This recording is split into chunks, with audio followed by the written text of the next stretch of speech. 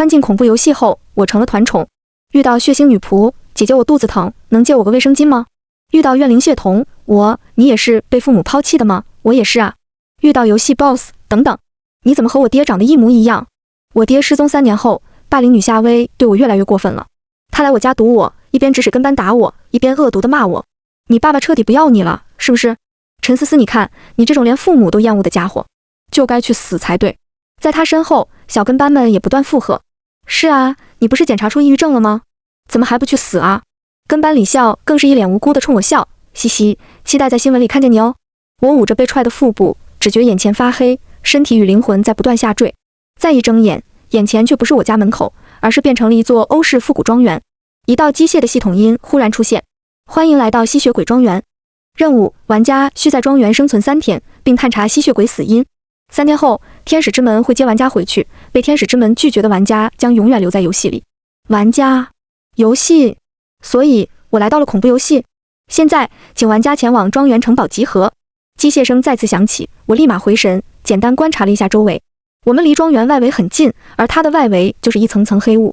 周围不只有我，还有一个黄头发大叔，一个画着精致妆容的美女，一个面容冷静的中年男人，一个身穿西装，一看就是社畜的青年。还有3个老熟人，也是霸凌我的3人组，霸凌女夏薇和她的2个跟班赵江和李笑。一进到这里，霸凌者们就失去了那份趾高气扬，李笑笑不出来了，尖声道：“这里是哪呀？”夏薇脸色铁青，但还算镇定，至少没有崩溃。赵江就差远了，他看着阴森的古堡，打了哆嗦，随后便将视线投向我：“是你对不对？你这个灾星，你做了什么呀？”说着，他便扑向我，试图再次打我。我皱了皱眉，刚想躲开，就看那位美女姐姐不知什么时候过来，一脚把赵江踹开。踹完人，美女冷哼一声，敢在心理医生面前搞霸凌，找打吧你！与此同时，我注意到一排排弹幕状的东西在我眼前炸开。啊，程月还是那么有正义感啊，不愧是我们的月亮女神。程月是怎么知道这女生被霸凌了呀？心理学这么厉害吗？不是心理学厉害，是你月女神就是这么厉害喽。不过这几个学生看着是新人啊，新人一开始就过 S 级副本，就算副本里面程月和牧明这样的大神带，估计凶多吉少啊。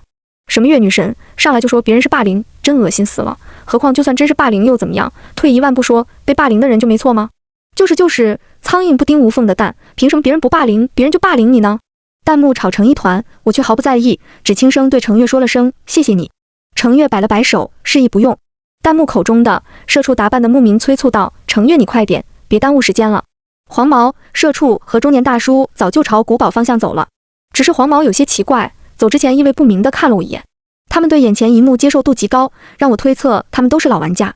按照恐怖游戏一贯的设定，刚开始的提示一定是重要的，不遵守一定会出问题，不然老玩家也不会这么着急。程月点了点头，随后转头看我：“小妹妹，一起走吗？”我笑了笑，当然。我听见夏薇他们交头接耳，似乎是在犹豫，也听见赵江哆哆嗦嗦地道：“什么恐怖游戏？什么生存3天？我看就是那贱人在故意吓唬我们。等我出去，一定要弄死他。”说着，他便朝庄园外面跑去。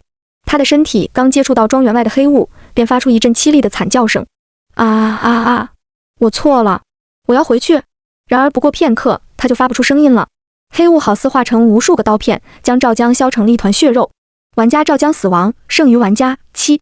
注意，玩家死亡数量增多会令 BOSS 提前出场。李笑看着那一团血肉，直接吐了出来。这到底是什么地方？报警！我要报警！他拿出手机，却发现别说报警了，连信号都没有。我不觉意外，都是恐怖游戏了，要是有信号才是不对的吧？眼前的弹幕似乎更是见怪不怪，刷得飞快。他不是在开玩笑吧？在恐怖游戏里找信号，真是活见久。就这智商，估计第1天晚上都活不过，就得凉。弹幕很多，但都是嘲笑的话，没什么关键信息。我懒得看，也不想在外面耽误太久，走进庄园的宴会厅。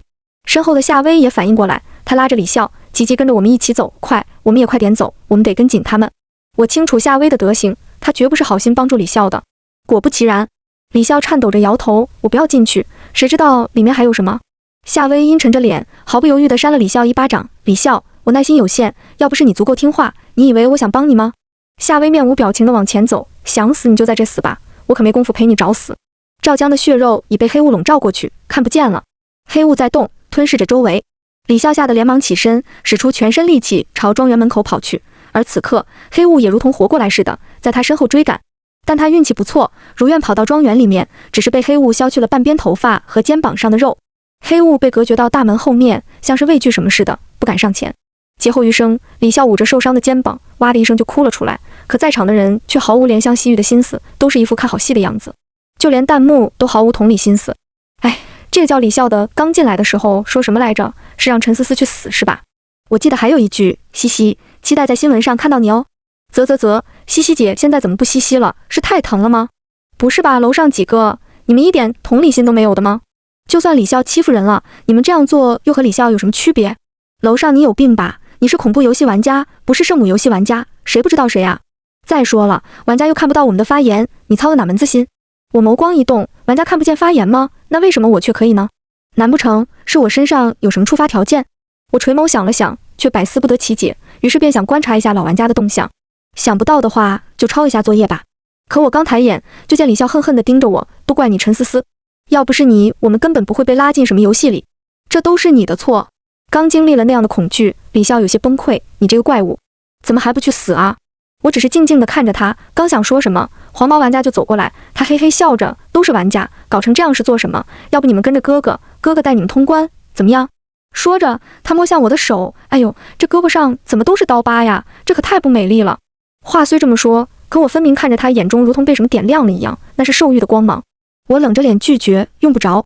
与此同时，程月一个眨眼便拉着我后退，嘴中毫不留情，死黄毛，别太过分。黄毛似乎不敢惹程月，所以哪怕他那眉毛都快气得飞出天际了，也不敢说什么。但很快，谁都不敢胡作非为了。宴会厅的蜡烛无火自燃，如同多米诺骨牌一般，一个一个点燃。一个身穿鲜红色衣裙的女仆走上前，她的头在断裂的脖子上一跳一跳的，嘴唇却咧得极长，冲我们笑着，欢迎大家来到公爵的庄园，宴会即将开始，希望大家能够吃得尽兴哦。话音刚落，宴会厅的一排排桌子上开始出现食物。女仆走近我们，她歪着头，嘻嘻笑着，大家还不落座，是不喜欢吗？她离我很近，近到我能看见她脖子上被刀砍伤的痕迹，近到我能闻到她裙子上的血腥味。那不是红色衣裙，而是被鲜血染红的衣裙。我皱了皱眉，倒不是因为害怕，而是眼前的弹幕似乎有些不对。出现了，是血腥女仆，不对呀，她不是 S 级 NPC 吗？怎么这么早就出现了？不对，这游戏分类怎么变成5S 级了？坏了，就连最高等级的月神和牧神才是 A 加级呀，这怎么打？我收回视线，坐在离我最近的位置上。有了之前的教训，就连胆小的李笑都安静落座，不敢生事，只能用怨毒的眼神盯着我。反倒是一切的始作俑者夏薇存在感很低，也是进了这种游戏，以他的脑子肯定知道什么才是对他最有利的。他绝对不想多个敌人，所以见李笑活下来了，还肯给几句安慰。我不是怕你争不过来吗？所以在故意用激将法的。他如实说着，李笑也成功把恨意完完全全的转移到我身上了。我没空理他们这些小心思，在恐怖游戏里活下去是最重要的。而且血腥女仆又在发放隐藏规则了。她道：“请大家好好享用晚餐，不然公爵大人会难过的哦。”玩家们闻言，都把视线投在眼前的食物上。这时，李笑忽然惊呼出声：“这纹身看着怎么那么像赵江？这是人的肉啊！”闻言，女仆忽然扭过头，她的头已经断了，所以是直接呈180度转过去的。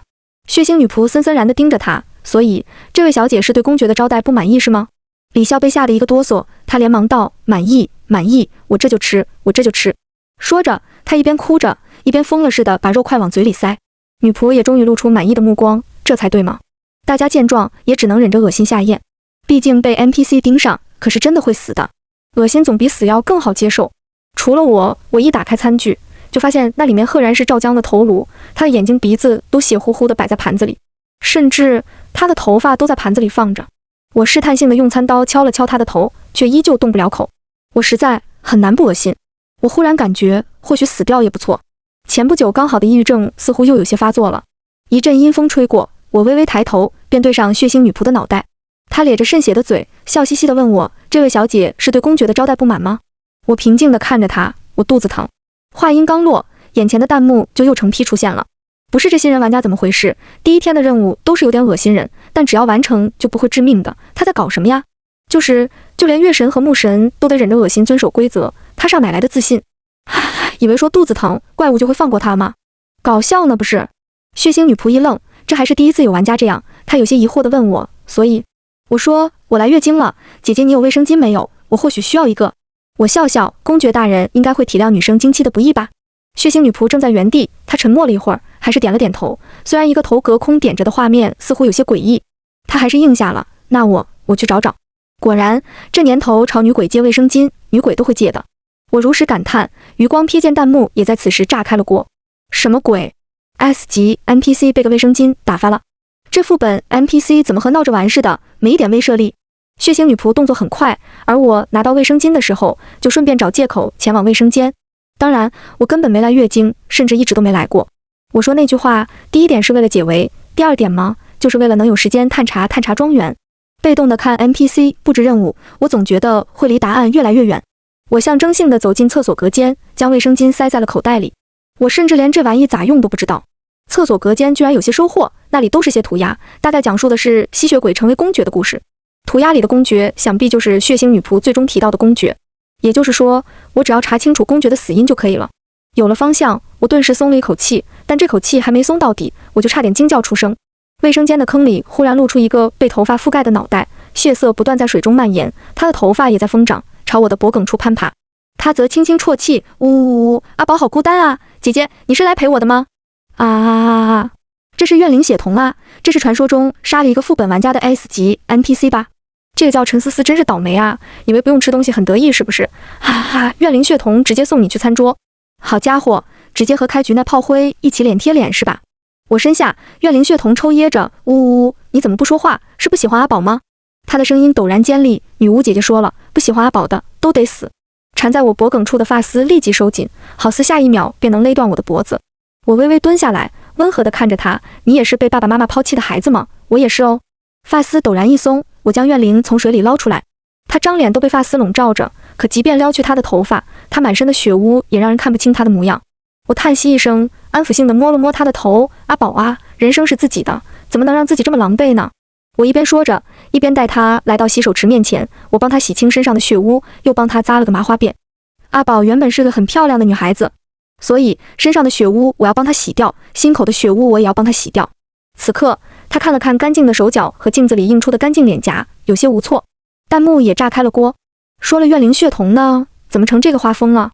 啊！我要看怨灵屠杀，我要怨灵屠杀，这怨灵怎么这么蠢，这就被打发了？什么叫这么容易被打发了？你行你来上啊，一个 C 级的菜狗，给你扔 S 级副本，你连一个晚上都活不到，信不信？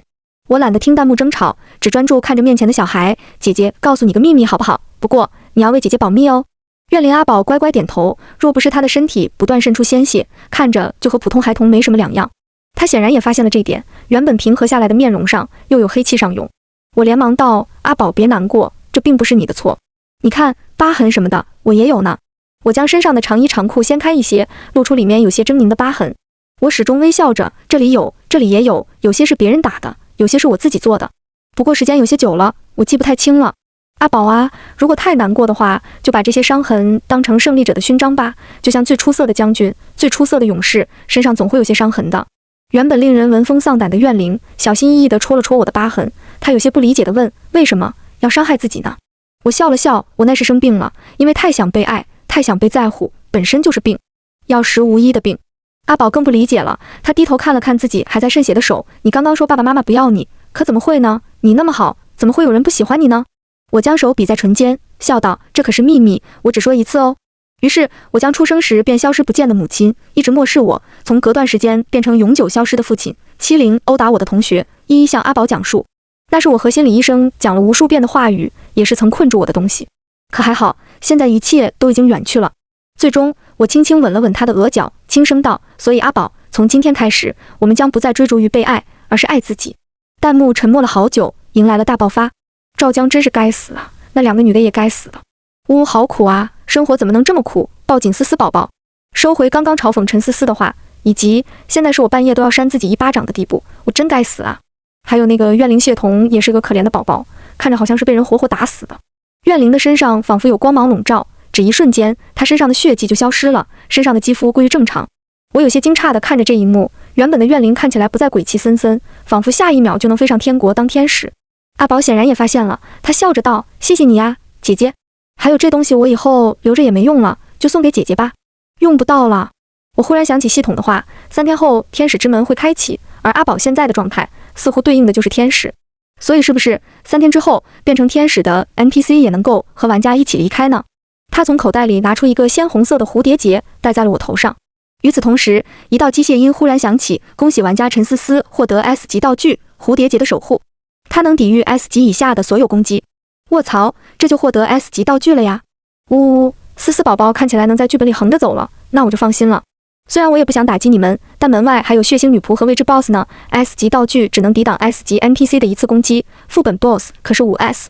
弹幕炒作一团，只是这次却转了风向，绝大多数的人都在为我担心。可在这里待了太久，总是得出去的，不然要是真把血腥女仆这个 NPC 得罪了，也是麻烦的很。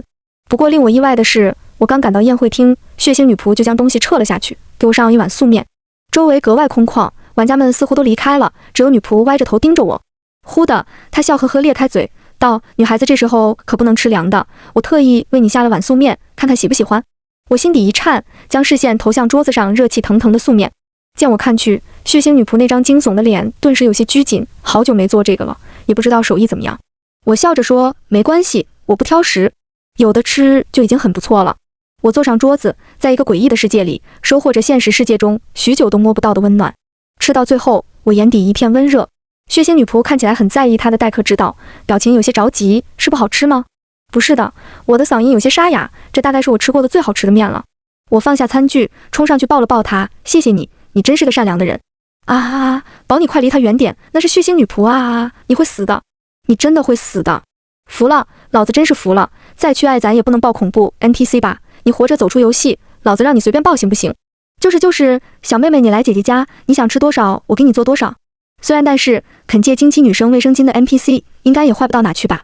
你们女生的脑回路能不能正常点？我记得系统不是说刷礼物能加 buff 吗？家人们快动起来，别让我宝真死了。”弹幕一行行在眼前掠过，哪怕我没法听见他们写这话时的语气，也大概想得到，他们此刻是真的在担忧我的安危。他们其实不必担心的，血腥女仆根本没有想伤害我的意思，我能感觉到我怀抱中的怪物动作有些僵硬，这不是因为身体残缺，而是和阿宝一样，是有些不知所措了。好久，我才松开怀抱，他才好像回过神来，有些不自信地说：“这还是第一次有人说我善良。”他喃喃道：“自从被审判为女巫之后，我被人提及的时候，就只有血腥和黑暗了。”我温声道：“可你知道，不是女巫，不是吗？”他眼中好似有光芒闪过：“是啊，我不是女巫的，也不该是女巫的。”可很快，那光芒却暗淡下去。血腥女仆低头看了看自己鲜红的指甲，摇了摇头：“不，没用的。他们都说我是女巫，我就算不是，千万人指摘，就也是了。”我向前走近一步，和她贴得更近了。“可你的确不是啊，姐姐呀！当你觉得自己是女巫的时候，你才会是女巫。中世纪的女巫审判中有多少是枉死的女人？只要你不认，你就永远都不会输。”血腥女仆浑身颤抖，身体红白交织。见状，我连忙再加一把劲。所谓审判，不过是有人想合法占据你的钱财，不过是有人想合法操控你的生命，不过是有人想合法践踏你的灵魂。你认罪了，你才会输，才会出现在这里。终于，红色逐渐褪去，金色的光华闪过，血腥女仆变成贵族小姐的模样。她抹了抹自己完好的脖颈，对我甜甜一笑：“谢谢你了，小姑娘。”正式介绍一下自己，我叫凯瑟琳。这时，她才注意到我身后跟着的小尾巴阿宝，露出了然的表情。凯瑟琳道：“是你让阿宝变成这样的吧？不过就算这样，我们暂时还是不能离开的。”我更确定自己刚刚的想法，满足要求的鬼怪果然也是能从天使之门离开的。我点点头，算了算时间，需要再待3天，又或者是2天多一点。凯瑟琳笑着看我：“你很聪明，我们虽然不必困在这里，但也要3天后等大门出现才能离开。而且在等待的时间里，在这个副本里，身为 NPC 的我必须按规矩完成一些任务。”话音刚落，他叹息一声，苦笑道：“比如现在，我就得走了。”临走前，他似乎想到了什么，将一个古董手镯递给我，这东西就算是我的谢礼了。接过的瞬间，机械声再次响起：“恭喜玩家陈思思获得 S 级道具女巫的手镯，它有着相当于 S 级的攻击力，请玩家加油探索。”五虎起飞，我宝不但没死，还收获了新的 S 级道具。虽然但是我现在已经佛了，就看大 boss 会不会给我宝宝金币了。宝宝你果然是个天使，呜呜，只有天使才能净化怪物吧？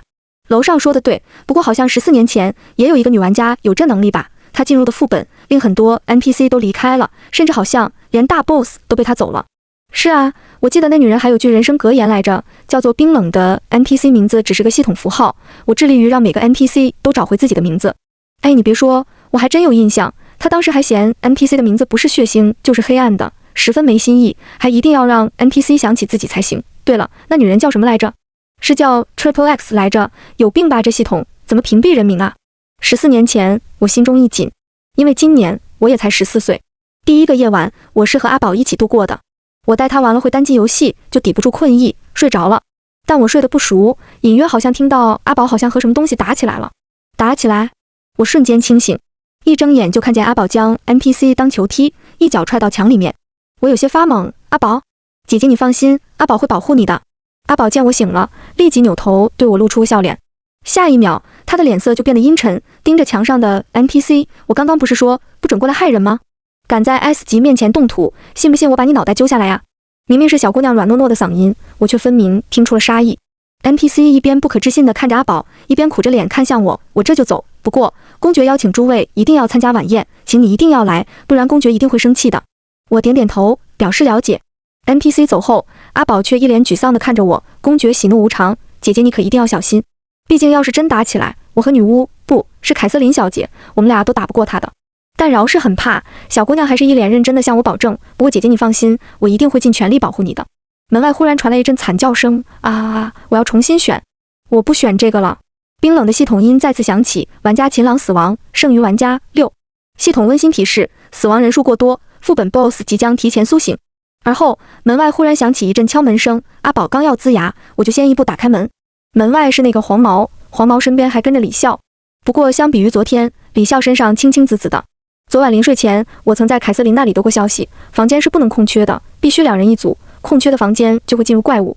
客房一共有4个，按理说我昨晚回来的晚，是要进入空房间里的，但由于阿宝和我一起，才令我躲过一劫。而看眼前这情形，李笑是和黄毛一起的。还不等我说话，李笑就忍不住了，你没死，你居然没死。我平静道，你看起来很失望啊，可谁说空房间不能是安全的呢？李笑看了看身侧的黄毛，越发怨毒，陈思思，你又耍我。我有些失笑，怎么又变成我的错了？不过也是，他们一向都是不讲道理的，只要他们想，便都能怪到我头上。黄毛忽地重重甩了他一耳光，够了，给我闭嘴！李笑的脸瞬间肿起来，但他丝毫不觉得自己错了，依旧恨恨地瞪着我，只是碍于黄毛，不敢再说重话。黄毛转头看向我，眼中却带着点垂涎的意思，你一个人住进空房间，还活了下来，是和怪物睡了吗？黄毛，你个老娘死远点，你那屁大点的脑子都给下半身了，看谁都他们是睡了。程月丝毫不给黄毛面子，黄毛脸色铁青，嘴里骂着什么，但却不敢大声。牧民拍了拍程月的肩，别骂人，别暴躁，说正经事。程月这才想起来，他走进门里面，道：秦朗刚刚死了，刚刚系统的提示音你也知道了， BOSS 即将苏醒，所以我来这里是想找你结盟。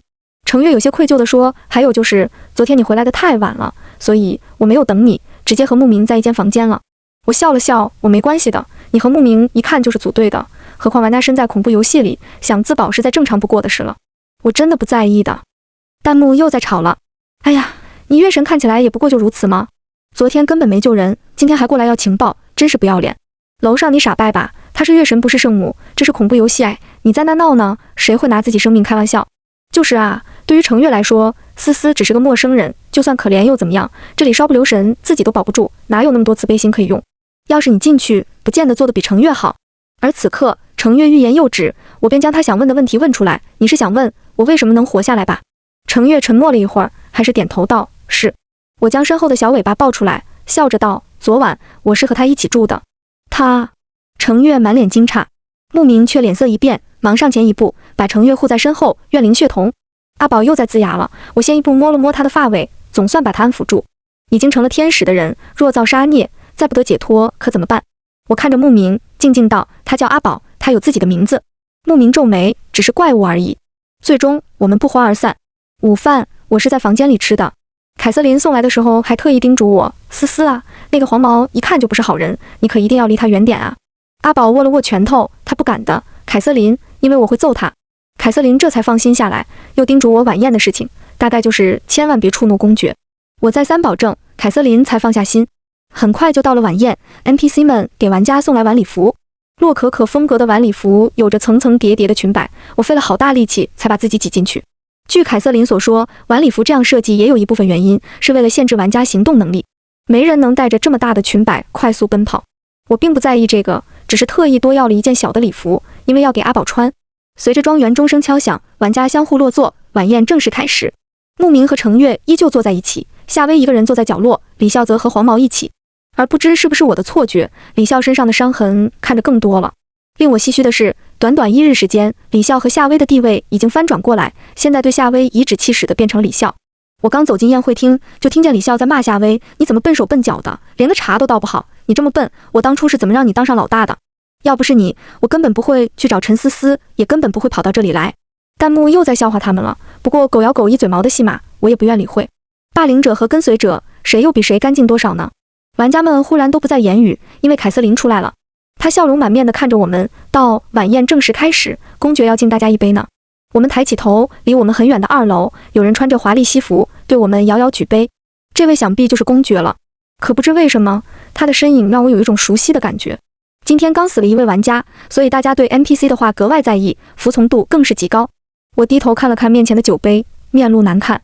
酒杯里的东西粘稠鲜红，这玩意说是酒，更像是鲜血。可大 boss 在这，我不能不喝。在做了一番思想斗争后，我终于拿起酒杯，却被凯瑟琳按下。凯瑟琳如是对着公爵说着，他不能喝凉的，会肚子疼的。公爵抬了抬头，似乎第一次认真地打量眼前的场景。这时，黄毛忽然插嘴：“你这个女仆怎么回事？肚子痛就可以拒绝公爵大人的邀请吗？”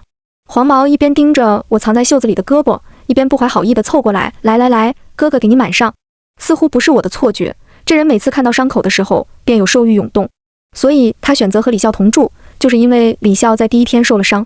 果然，这家伙还真是个变态。眼见他要抓到我的手，我连忙嫌恶地放下杯子，把手缩回去。忽的一个杯子凭空出现，重重砸向黄毛袭向我的爪子。他那只手碎掉了，鲜血和杯中的东西一起流淌，分不清什么更多。我一转头，就看见公爵如瞬一般来到我们面前。我目不转睛地盯着他看，虽然他的确很好看，但这并不是主要原因，而是他的面容长相和我那失踪3年的爹长得一模一样。是怪物在有意为之吗？据说怪物会根据人心底的弱点来幻化形象，这样玩家就会放松警惕，被害了性命。我怔愣在原地，看着他走到我面前。我靠，5S 级 BOSS 他出现了！哎呀，我的宝你快喝酒，千万别犯错，再恶心咱都得挺住。思思宝宝快别愣着了，再一会你人都要无了。我敬你！我陡然一惊，终于反应过来，拿起酒杯，却再次被人按住。这次按住我的是公爵。公爵静静道：“未成年人不能喝酒。”哈，这就完了？什么情况？还未成年人不能喝酒？什么时候恐怖游戏也这么人性化了？弹幕显然比我更疑惑，但眼下吗？我也只能放下默默酒杯。公爵面无表情的又补了一句：“给他的酒杯收走，凯瑟琳，别让他偷喝。”可他刚垂下头，就看见我餐盘里那些血乎乎的东西，所以他很快再次补了句：“把这些玩意丢了。”凯瑟琳应下，飞快地把我眼前乱七八糟的东西给撤了。而后，公爵转向黄毛，依旧面无表情：“你很喜欢喝酒是吧？”我……黄毛还没从断手的痛苦中缓过来，他面容扭曲地回应着公爵，却磕磕巴巴地说不清楚话。公爵皱了皱眉：“所以就是不喜欢吗？”见状不好，黄毛拼命咬了咬牙，忍着剧痛道：“不，我喜欢，我很喜欢的。”公爵点点头，轻飘飘地道：“那你就把这里的酒都喝干净吧。”凯瑟琳，再给他拿一些。说着，他还不忘好心叮嘱：“你要快点喝完，不要耽误我们的舞会。”恶人受成，我自然要当个笑话来看。我好整以暇地看着他喝酒，公爵却忽然转向我：“你很开心？”我心中一紧，顿时有些傻眼，也难怪凯瑟琳说他喜怒无常。看着他和我爹如出一辙的面容，我脑子一抽，张口就来：“我可以开心吗？”公爵却没难为我，只转头看向凯瑟琳：“你怎么只把东西送回去，不拿点东西过来摆？拿些点心和糖，小孩子爱吃那个。”不知是不是我的错觉，我居然在大 boss 那波澜不惊的语气中听出了几分埋怨的意思。于是凯瑟琳再次被迫跑腿。经过公爵这么一番操作，剩余的玩家已经傻眼了。程月和牧民经历的多，只觉得是 NPC 开始抽风，可毕竟是 S 级副本 boss， 他们是不敢轻举妄动的。我注意到夏薇不知和李笑说了什么，李笑就装作一副怯生生的样子过来：“我也可以要一些吗？说不定那什么糖和点心就是通关的关键道具呢，既然陈思思能得到，那么他应该也可以吧。”刚刚夏薇也说了，说不定这 boss 是对未成年情有独钟呢，就和黄毛一样。谁料公爵却有些疑惑地问：“你是谁？我为什么要给你？”可更离谱的是，他忽然转向我问：“我应该给他吗？”他又问：“你想让我给他吗？”我摇了摇头。于是他点了点头：“不给，你没有。”我觉得吧，他可能真是我爹。什么情况啊，各位？你们见过 boss 这么明显的偏袒吗？没见过，加10086。不对呀，思思宝贝什么时候把 boss 拿下的？别问，就是你尤妻女儿黛玉。宴会厅里忽然响起歌声，舞会要开始了。而黄毛用了无数保命道具，终于在舞会前喝完了全部的酒。他喝了太多，那肚子看起来简直要鼓了起来，这让我怀疑他待会根本跳不了舞。黄毛缓过神便一脸怨毒地看着我，可饶是他想破脑袋也不明白怪物为什么会忽然发难。黄毛便只能把一切原因归结于我了。毕竟去恨弱者永远比恨强大的人容易。所以舞会一开场，他便走到我面前，我知道他想拉着我跳舞，可我还没说什么，一个面具人就把他截住。这位先生，你今天的舞伴是我哦。我才发现偌大的宴会厅里忽然冒出许多面具人，他们穿插在玩家中，邀请玩家跳舞。为了遵守规则，黄毛只能忍住不耐和要刀掉我的心思，将手放到面具人手上。可下一刻，面具人忽然嘻嘻一笑，先生，你的手好脏啊，这可怎么跳舞呢？面具人轻轻抬了抬手，黄毛的胳膊便被直接扯断，嘻嘻嘻，看起来你跳不成舞了。面具人一边嬉笑着，一边引入黑暗中。黄毛只能一边又惊又惧地捂着伤口，一边拼命拿出保命道具医治自己。公爵忽然开口，我们也该跳舞了。看着黄毛的下场，我心中一惊，可看公爵目前的表现来看，我觉得他应当不会对我做什么。但朝舞池望去，玩家都在和 NPC 跳舞，所以显然这也是游戏的程序之一，是玩家和 NPC 都要遵守的程序。所以我欣然答应。唯一不妙的是，我并不会跳舞，所以踩了公爵很多下。舞会结束的时候，公爵一直在叹气。他道：我踩了我27下。我看着他，那我会被惩罚吗？他重重点头，会，就罚你今天睡个好觉。可他话音刚落，我便察觉身体有些不对，我腿间一片潮意，肚子坠着发疼。我没有过这样的经历，但大概猜测似乎是女生的初潮来了。公爵的脸色有些不妙，看着有些僵硬。我猛然想起昨天在隔间得到的信息，公爵就是吸血鬼，难不成吸血鬼对这也感兴趣？我吓得连忙后退一步。凯瑟琳似乎也发现不对劲，连忙跑过来解释，这孩子他不是故意的，大人你别生气。说着，他欲哭无泪地看着我，思思啊，我不是给过你卫生巾了吗？怎么还是搞成这样子？我知道了，是不是阿宝故意捣乱了？等我逮到他，一定让公爵好好把他揍一顿。这又关阿宝什么事？我生怕波及到他，连忙道，不是他，是我不会用。我垂下双眸，没去看公爵。我妈妈在我出生时候就不要我了，爸爸也失踪了很长时间，没人叫过我的。凯瑟琳一边去看公爵的脸色，生怕公爵生气，连忙道，那也是你的错，做错了事就要被惩罚，快和我走，我要惩罚你了。公爵却拦住他，不是我的错。凯瑟琳顿时愣在原地。接着我察觉到有什么东西屏蔽了公爵说的话，玩家们听不见，弹幕也看不见，但我和凯瑟琳离他很近，所以听得真真切切。是我这个做爸爸的错。眼中有泪意上涌，原来爸爸真的是恐怖游戏的 BOSS。 他不是丢下我了。凯瑟琳在今天履行了妈妈的职责，她在叫一个未成年女生解决初潮。我很庆幸系统还是讲究点人权的，这段没给那些弹幕玩家推送，不然我就真一点隐私都没有了。我出来的时候，舞会彻底结束，大家开始分配房间。线下我们有6个人，2人一间的话，怎么都是够分的。见我来了，黄毛扶着断掉的胳膊，指着我们今晚一间，怎么样？我是老玩家呢，跟着我，你又不吃亏。我还没说什么，李笑却慌了，哥，昨晚不是还和我一起吗？今天怎么就变了？他死拉着黄毛的袖子，眼中满是对求生的渴望。今天是第2晚，刚刚血腥女仆还在说，就算2人一间也会出现问题的，没有你，我可怎么办啊？黄毛不留情面地甩开他，你爱怎样就怎样，关我什么事？就在这时，阿宝笑嘻嘻地走过来，不好意思，打扰你们一下哦。他道，第一，思思姐姐今天要和凯瑟琳一间房，第二，6个人，但你们还是要住4间房呢。言下之意就是一定会有2个人和鬼怪一起住了。很显然，其中一个是我，另一个嘛，就留给他们去选了。夏薇脸色一变，他看了看黄毛，又看了看程月2人。夏薇还是选择向程月求助，他用一贯的无辜模样装委屈。在学校时，我曾领教无数次，每次他欺负我之后，老师追查时，他就会摆出这样的姿态。夏薇道，姐姐，你和哥哥都是老玩家，所以求求你们，随便一个人和我一起吧。夏薇不断哀求，你们是有自保能力的，可我不一样，我真的会死的呀。不行。程月刚有些松动，但想起早上的事情，还是摇了摇头。夏薇不可置信地看着他，似乎没想到程月会拒绝得这么干脆。在求生的欲望下，夏薇忍不住道，你怎么能这么自私呢？你是老玩家呀，你和我不一样啊。程月冷着脸道，是不是没人告诉过你，不要在心里一生耍心机啊？见他还不死心，程月索性把话摊开说，昨天你不是也和一个老玩家组队了吗？可今天早上你还不是在 NPC 送早餐的时候故意摆了他一道，害他送命。你既然害了自己队友，就该承受没有队友的代价，这是你自己选的路。夏薇顿时崩溃了，他喃喃道，我没有故意害他，我只是想试试他的实力，我不知道他真的会死的。可他有几分是不故意的呢？我想怕是一分都没有吧？以他一贯的作风，一定是装无辜扮可怜，先挑了一份看起来最安全的食物，然后让那个叫秦朗的中年男人打开了。夏薇见程月这边无望，只能目光转投牧明。哥，求你。夏薇的话还没说完，就被牧明打断。你别想了，我只会和程月组队。弹幕又在飘了，不过这次弹幕的画风有点不一样。磕到了，磕到了，家人们谁懂啊？在恐怖游戏里磕到恋综 CP 了。呦，我只会和程月组队，这翻译过来不就是非咱们月神不可吗？沐月 CP 是真的，哈哈哈，沐月 CP 果然是真的。嘿嘿，第一次在恐怖游戏里磕 CP，需要注意什么呀？当然是注意你的 CP 别避，恐怖游戏里的生离死别可太多了。想当初我就磕 Triple X 和真离谱，美女的名字怎么又被禁了？走投无路的夏薇就只能求助黄毛，但黄毛却摆了摆手，还把他甩开老远。第一个选的就不是老子，老子是你的什么备选吗？给我滚！所以最终他只能把希望投在我这里。他捂着擦伤的胳膊，罕见的在我面前示弱，哑声问我：陈思思，究竟怎么样才能一个人在房间里活下来？我抱起他们口中的怨灵血童，冲他笑了笑，和我一样，由衷的爱着他们就好。夏薇更崩溃了，你骗我！我耸耸肩，随便你说。说着，我不再理他，直接进了属于我的房间。刚关上房门，我便问阿宝：你刚刚说的都是真的？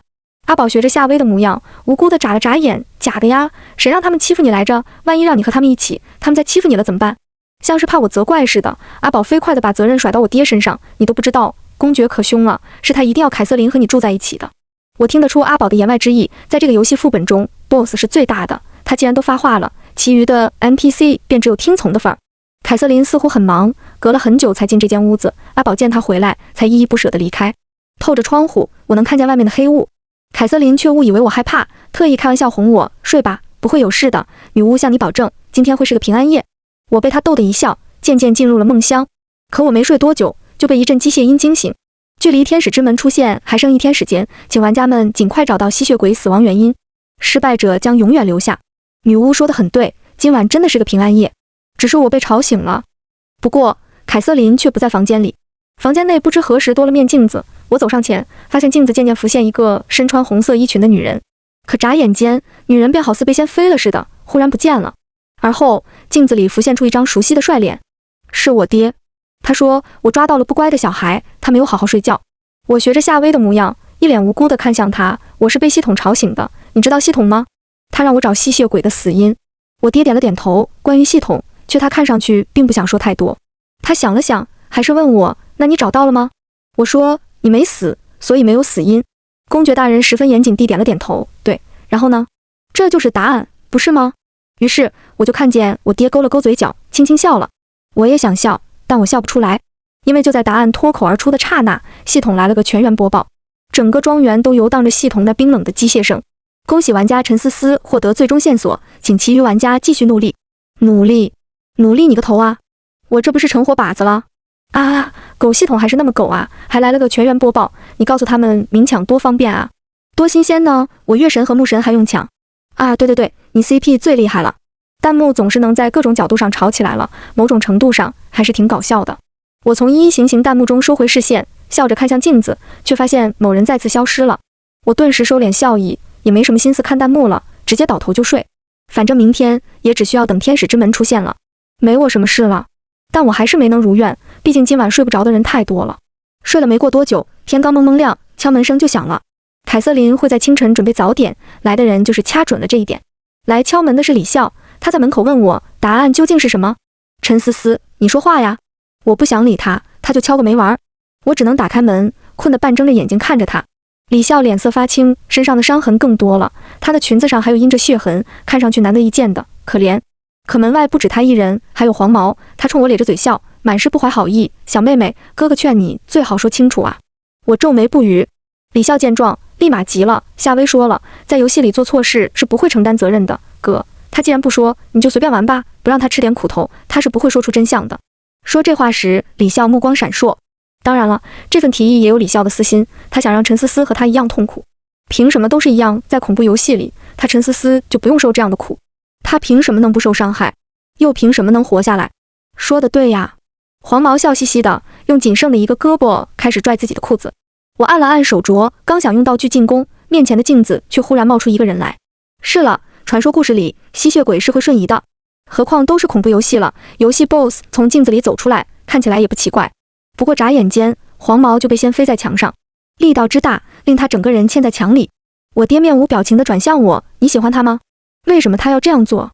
看着他面无表情的样子，没由来的一阵委屈涌上心头。你呢？你又凭什么这样问我？我质问他。公爵大人愣在原地，生平第一次看上去有些无措。可我却不依不饶，别人家的小孩都有家长开家长会，可我没有，他们都说我是没人要的小孩。我脑子一片混乱，说的话也是断断续续，没什么逻辑的。我只觉得有些话不吐不快，有些难过压在心里太久，今日也算沉冤得雪，能在他面前说个干净。你从来都不肯关心我，总是这样的态度，妈妈也不爱我，我从来都没见过她，我甚至不知道她的名字。你现在倒是来管我的闲事了，可我被骂的时候你不在，被打的时候你也不在。我很喜欢穿裙子的，可我身上都是疤，好丑好难看，我就不敢喜欢了。我只能穿长衣长裤遮着。爸爸，我那时候好疼好疼啊，被按在马桶时候疼，被木根打的时候疼，被刀子划的时候也好疼。我也反抗过的，可我一个人打不过他们，我的头就一次次被按向马桶，我的身体被一次次按着践踏。我疼的时候就想见你，可3年了，每一次你都没有来。说着说着，我已泪流满面，而泪水模糊间，我看见对面的人眸中也有泪水划过面颊。原来在恐怖游戏中的怪物也会哭呢，这是怎么了？天使之门马上就要开了，我本来想着让思思临走前吃点好吃的呢，怎么现在凯瑟琳刚一回来就发现气氛不对？可她还没想明白，阿宝就不知从哪冒出来，率先开口：公爵大人，思思姐姐被她爸爸丢下了3年，她受伤了都没人管，很可怜的，你就不要和她一般计较了，好不好？阿宝这个鬼灵精上来就帮我卖惨，顺便恰到好处地掀开我的衣角，露出里面狰狞的伤痕。凯瑟琳见状也悟了，公爵大人，你抱一抱思思好不好？你抱一抱，哄一哄她，她就会原谅你了。我吸了吸鼻子，而后就觉自己被环入一个冰冷的怀抱中，冰冷却又温暖。是我的错，我很抱歉，我的女儿。她在我耳边轻声道，可是孩子，你要相信，爸爸妈妈很爱你，比爱我们自己还要爱你。至于欺负你的人，爸爸会帮你处理的。最后一句话，他的声音分明带了几分狠厉的味道。阿宝见状又开始操作了，他毫不犹豫地指着刚刚公爵一出现就在地上瑟瑟发抖的李笑，就是他打思思姐姐的，他刚进入游戏的时候就想打思思姐姐了。还有他这个在墙上的这个家伙，好几次他都差点要欺负思思姐姐了。我爹点了点头，他那冰冷的手边捂上我的眼睛，他轻声道，乖，别看。玩家李笑死亡，剩余人数5，玩家黄天死亡，剩余人数4。那2人的死法我没看见，等我睁开眼睛的时候，房间连个血块都没有。但我知道他一定为我报仇了。还有一个呢，还有一个就在隔壁的空房间，他可是主谋。小告状金阿宝在线操作。可就在这时，系统的冰冷的机械声忽然响起，天使之门已打开，恭喜夏威玩家通关。阿宝顿时蔫了，不可置信道，啊，他跑了？跑就跑了吧。我满不在乎，过去的经验告诉我，不能太执着于恨那些人了，因为到最后困住的，不得解脱的，只会是我自己。我爹却有些不满意，他声音发狠，没关系，总会再遇见的。他忽地转向我，轻轻摸了摸我的头发，温声道，但是思思，你也该走了。我心中一颤，含着刚刚未尽的泪花看着他，可我不想一个人了。boss 大人拿出生平难见的耐心，哄自己的女儿思思，看到外面的黑雾了，和之前的面具人了吧？你若在庄园外死亡，会变成黑雾；若在宴会厅死亡，就会变成面具人。思思，你和我们不同，如果留在这里，只会变成没有神智的傀儡。所以听爸爸的话，可以吗？我们总会相见的。我泪眼模糊，那你保证？他便笑着对我说，我保证。我准备脱离世界了，和我一起脱离的还有阿宝和凯瑟琳。他们对外面的世界很向往。临走前，我爹千叮咛万嘱咐，让凯瑟琳一定要好好照顾我。对了，我还告诉了程月牧民答案，所以我们是一起出发的。神奇的还有一点，只要我爹表明和我的关系，弹幕就仿佛自动屏蔽了似的，所以他们只能看见 BOSS 莫名其妙出来保护我，并且直接杀了欺负我的人。所以在他们口中 ，BOSS 已经被我征服了。我们从好好的父女关系变成了奇奇怪怪的关系，让我苦笑不得。苦笑不得间，我进入了天使之门，回到一切开始的地方，我家门口。这次凯瑟琳和阿宝在我身侧，但我爸爸却不在。他果然是个大骗子。恐怖游戏大 boss 带娃，清月没来得及交代太多，就把孩子给我了。怪物诞育生命是个很神奇的事情，它是那样小小的、弱弱的存在。清月说孩子很脆弱，所以我一边查人类的资料，一边小心翼翼地带孩子。我连触碰都要小心，生怕把它碰坏了。孩子真是个麻烦的生物，每隔几个小时就要喂奶，幸好我是怪物，我能包容它。我查了人类的书籍，好像这个时间段要和小孩沟通说话来着。可我不喜欢说话，但我喜欢他，所以还是学一学吧。他叫我爸爸了，今天真是个美好的一天。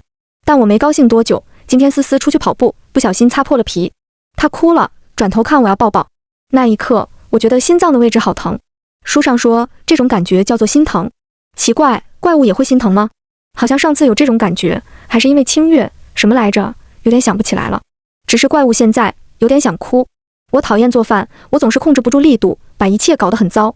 但思思不吃会生病，她生病我会难过，所以为了不让我难过，我必须得做。思思想让我去开家长会，那是什么东西？我不明白，但还是去了的。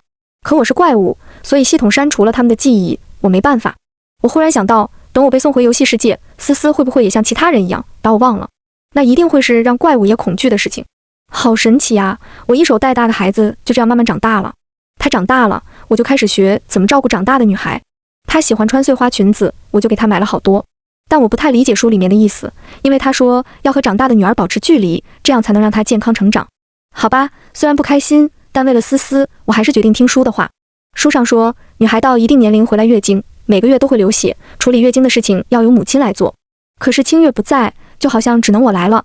还有，为什么会每个月都要流血呢？人类果然奇怪又脆弱。但这不是重点，重点是她会不会疼啊？回去的日期渐渐来了，我好舍不得思思。思思身边有一个叫夏薇的朋友，我给她写信拜托一下她，再留一笔钱吧。一大笔钱。希望我不在的日子，她能帮我照顾照顾女儿。反正书上说，拜托人是要这样的。清月说怪物不通人性，所以让我多读书。清月说看书没错，那照书上做应该也没错。反正清月说的永远都是对的。有点想清月了。思思今天问我妈妈在哪，还问清月叫什么名字。我是想说的，也是说了的，但系统屏蔽了我说的话。我重复了几十遍，终于放弃，转移了话题。我还是有进步的，学会书上的转移话题了。我被拉回游戏里了，每隔一段时间就会消失，消失的时间越来越长了。我知道我很快就再也回不来了。我的女儿啊，你一定要平平安安的长大，我的小姑娘值得天底下最好的东西。你一定要平安顺遂。爸爸永远无条件爱你，但爸爸也有私心。你妈妈说过的，生日这天许愿望会很灵的。可爸爸是怪物，怪物是没有生日的，所以我只能借一借你的生日，悄悄许一个愿望。我许愿我们能够再次相见。我许愿我们相见的时候，你不会忘记我，